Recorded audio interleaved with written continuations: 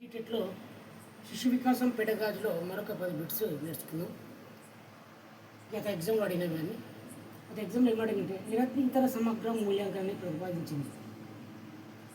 నిరంతర సమగ్ర మూల్యాంకనం మనం పాటించేది అదే CCE, comprehensive continue education evaluation ఉంది కదా, సిసి కాంప్రహెన్సివ్ ఎవాల్యుయేషన్. సో నిరంతర సమగ్ర మూల్యాంకనం ప్రతిపాదించింది ఎన్సిఎఫ్ 2005 తెలుసుకోండి. ఓకే, నెక్స్ట్ జాతీయ విద్యా విధానం 2020 చైర్మన్ ఇవ్వాలని అడిగింది. సో నూతన విద్యా విధానం 2020 యొక్క చైర్మన్ మనకు కస్తూరి రంగన్ అని గుర్తుంచుకోండి.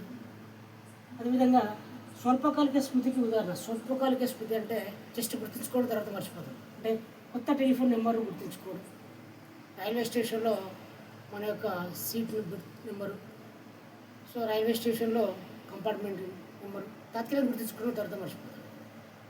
ఇవన్నీ స్వల్పకాలిక స్మృతి కిందకి వస్తాయి. నెక్స్ట్ మొదటి సాంఘిక ప్రజ్ఞ ఏమిటి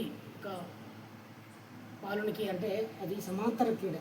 సమాంతర క్రీడ అనేది మొదటి సాంఘిక ప్రజ్ఞ. అంటే ఇతర సేమ్ అదే వయసు ఉన్న పిల్లలతో ఆడుకోవడం జరుగుతుంది. ఇది మొదటి సాంఘిక క్రీడగా చెప్పుకోవచ్చు, సమాంతర క్రీడ.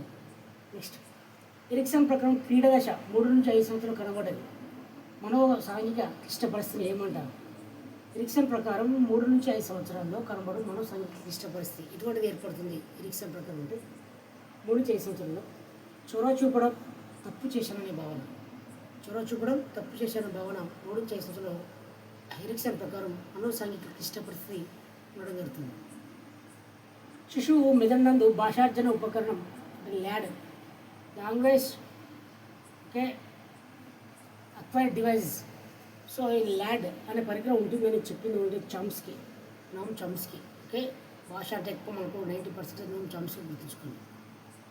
నెక్స్ట్ సంగీతం నేర్చుకున్న వ్యక్తి ఈత నేర్చుకోవడం ఏ రకమైన అభ్యాసన బదలేంటంటే శూన్యం. మ్యూజిక్ పర్ఫెక్ట్ వచ్చినోడికి ఈత రావాలని గ్యారెంటీ లేదు. అదే మ్యూజిక్ వచ్చినది కొంచెం డాన్సింగ్ అంటే నో ప్రాబ్లం, కానీ మ్యూజిక్ ఈతకు సంబంధం లేదంటే శూన్య బదలైంది, ఇది పని చేయదు. ఓకే, అదే గుర్తుంచుకోండి. నెక్స్ట్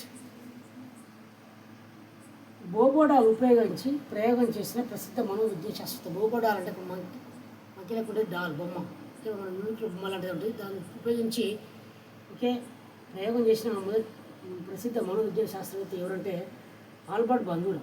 ఓకే, కొత్త బొమ్మ బోగోడాలు దాంతో ఉంటుంది, దాంతో ప్రయోగం చేసిండు ఆల్బర్ట్ బందూరా గుర్తుంచుకోండి. డెజావు అనే పదం ఏ భాషా పదం వచ్చింది? ఫ్రెంచ్. డెజావు అంటే సడన్లీ అనుకోకుండా వేరే ఏదో ఒక విలేజ్కి వెళ్ళాం, ఒక 100 కిలోమీటర్ సడన్లీ ఫస్ట్ టైం ఇక్కడికి వెళ్ళాక ఇక్కడ ఉన్న వాతావరణం సరే ఇది ఎక్కడ మనం గతంలో మనం చూసినట్టు అనిపిస్తుంది అని అనుకోవడం, ఇది డెజావు. Okay, right.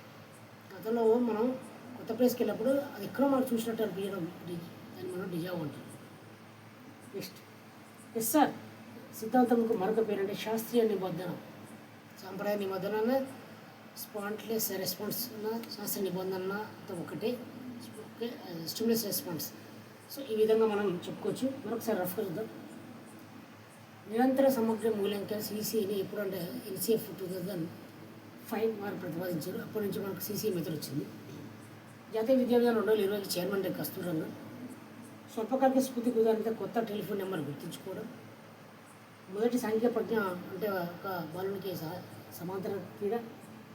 ఎరిక్సన్ ప్రకారం క్రీడ దశ 3 నుంచి 5 సంవత్సరాలు కనబడి మనో సాంఘిక ఇష్టపడుతుంటే చొరవ చూపడం తప్పు చేసిన భావన. శిశువు మెదడునందు భాషార్జన ఉపకరణం ల్యాడ్ అనే ఉపకరణం ఉంటుందని చెప్పింది నామ్ చామ్స్కీ.